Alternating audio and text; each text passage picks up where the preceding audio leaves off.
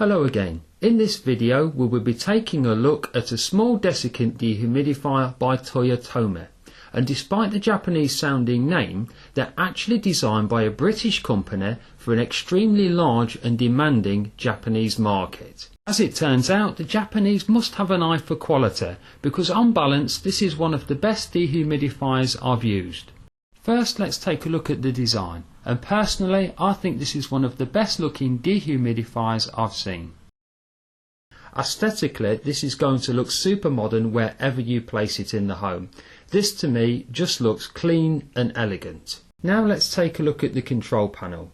Here again it's well designed, easy to use and has no garish colours. The functions are as follows: on and off, auto dry, which has 3 basic modes. Auto, as you would imagine, is automatic. This switches the dehumidifier between high and low fan speed and maintains a relative humidity of 45 to 50%. The low speed simply sets the fan on its lowest setting, again maintaining 45 to 50% relative humidity. This will probably be the most used setting once any sort of problem you have is out of the way, or maybe during the evenings. High is the super dry mode, and the dehumidifier will now work at full speed and power and set the lowest target humidity of 35 to 40%. Next we have the laundry functions. The power saving mode automatically alters the air it provides between heated and unheated depending on the ambient temperature of your room to save energy. Turbo mode, on the other hand, heats the air for faster drying, particularly useful in winter or when you have a lot of clothing to dry. The swing position of the louvres has 3 basic movements: a wide or complete sweep,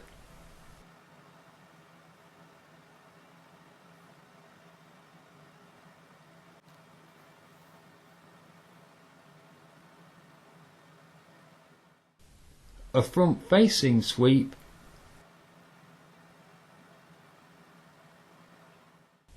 or an upwards direction.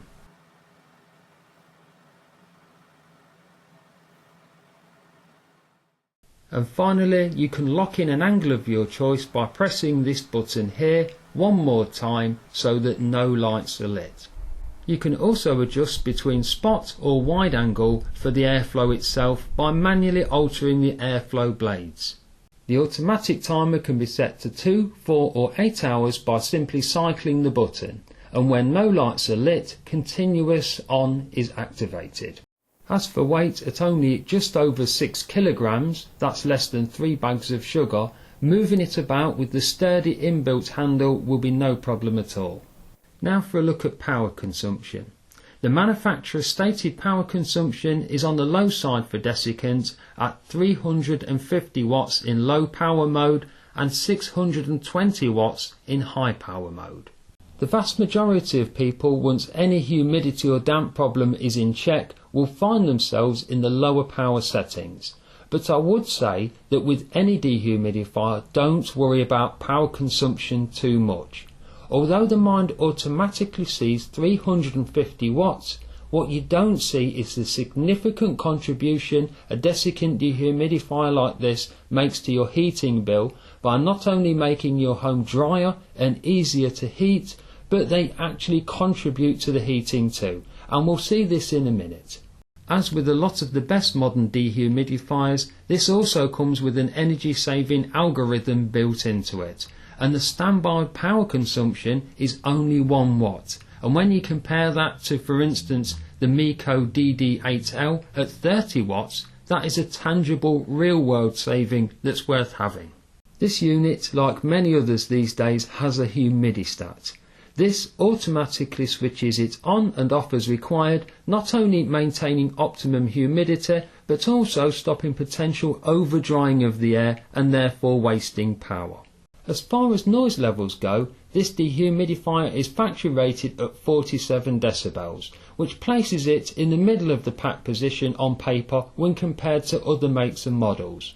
I say on paper because in a real world test I found it audibly quieter than nearly any good dehumidifier I've heard.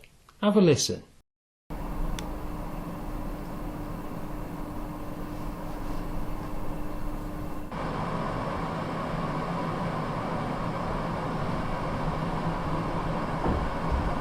Now have a listen to the Toyotomi unit compared to two other very popular competitors that I've borrowed.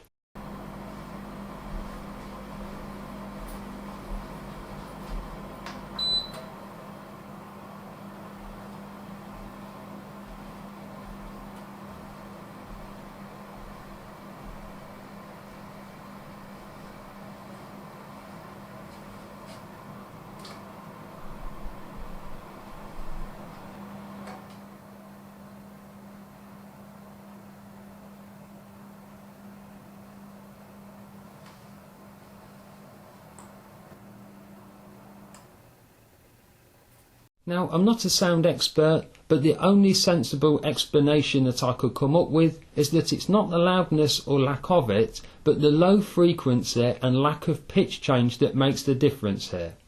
I did reach out to the manufacturer for an explanation, and they said it was the high quality moulding and fans, but they would, wouldn't they? Because this is a desiccant dehumidifier, it will also work efficiently from as little as 1 degree centigrade up to 40 degrees C, meaning it's perfect for running in cold or cooler homes too.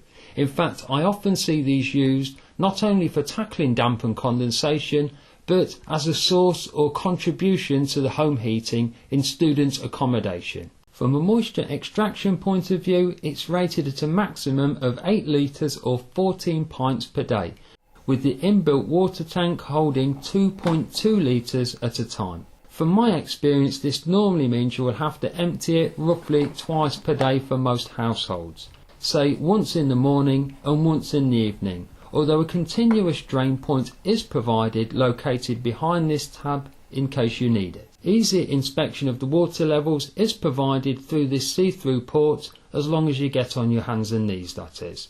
But it does automatically switch off when full and light the indicator light on the top panel. The water collection tray is easily pulled out like this, has an anti-spill lid, as well as a handle for tipping the water away. Of course, wherever there's a fan with a dehumidifier, there's normally a filter, and this is no exception. It couldn't be easier to clean. Simply pull out the filter from the rear, any dust can then be gently vacuumed or cleaned away with warm water, and as an added bonus, the filter is also antibacterial in nature. So not only does it filter out larger airborne particles, but it kills bacteria too. Right, let's move on to the real world test. Now, I won't bore you with the details of the test environment, but for those of you who are interested, you can find a link and a detailed explanation on my website. You can also find the link in the description bar or at the end of the video. I'm now going to run two simple tests. Test 1 will be a 2-hour run on the standard low power mode. Test 2 will be another 2-hour run on the high speed mode. At the end of each test, any collected water will be measured and the drop in humidity noted.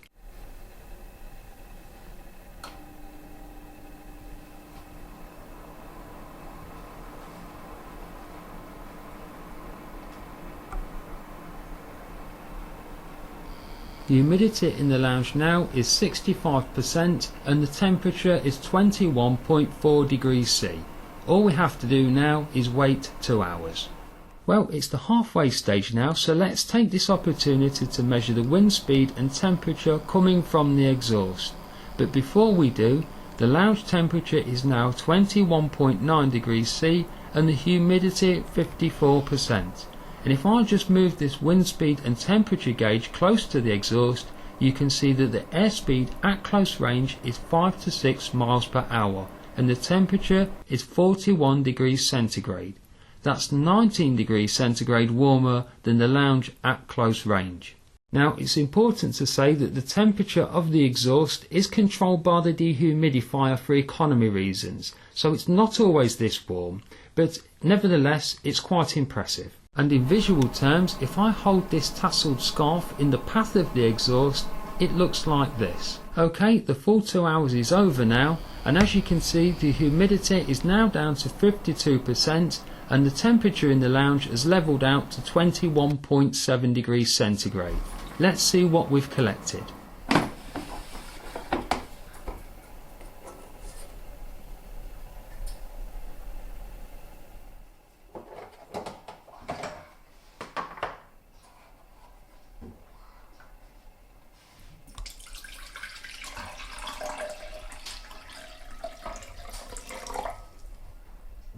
So that's 320 millilitres or just over half a pint.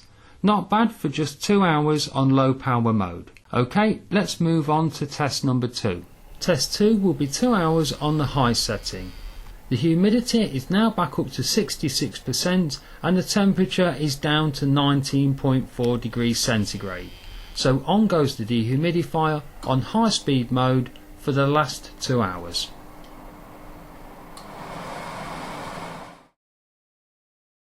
Well, we're halfway in again, and as you can see the lounge temperature is 21 degrees centigrade with the humidity just switching over to 49%.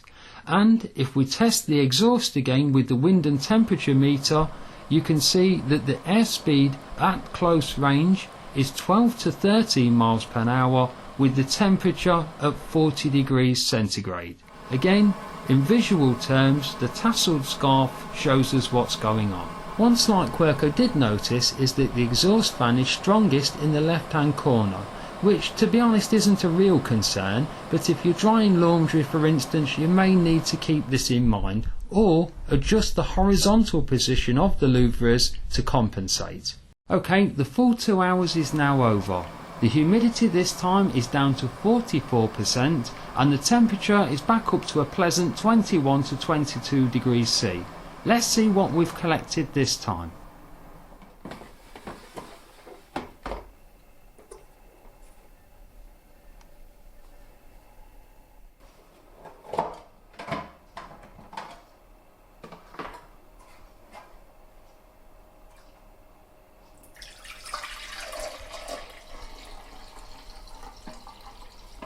So that's 570 ml or just over a pint. Pretty good for a short 2 hour run. As we wrap up this review, one nice feature that's definitely worth a mention is the cooling cycles that are programmed into this unit. This is one of the very few desiccant dehumidifiers I've seen that regularly cools the inbuilt heater. This isn't just a clever safety feature, it also protects and therefore lengthens the lifespan of the machine long term. So that brings this video to an end. And if you're interested in purchasing one of these units, or you just want to browse the instruction manual, click the links here, the iCard, or see the links in the description bar. I hope this has proved useful. Thanks for watching.